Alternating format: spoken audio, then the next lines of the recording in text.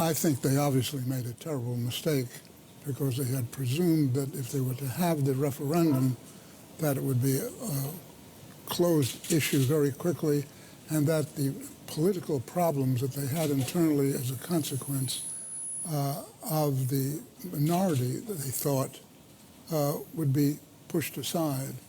They were mistaken. The Prime Minister has lost his job. The Cabinet obviously is going to lose their job. It's a terrible outcome in all respects. It didn't have to happen.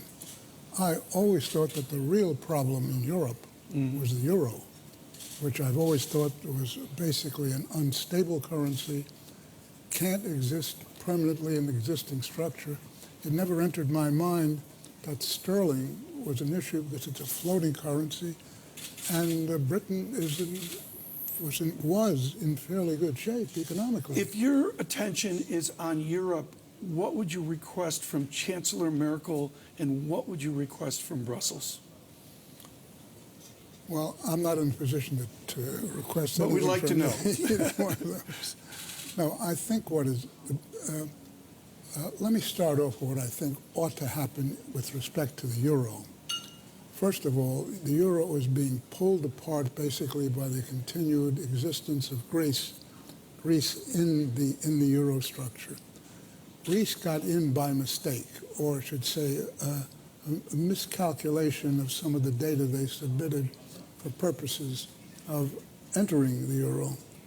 It became very clear when the next government, Greek government, showed up that the data which had been submitted were just not accurate. They have been a thorn in the side of the whole euro structure ever since.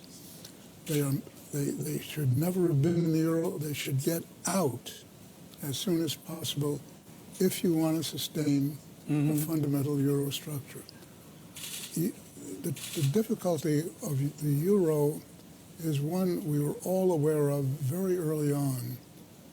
I sat in on the early stages of the development of the new currency before they had the name euro.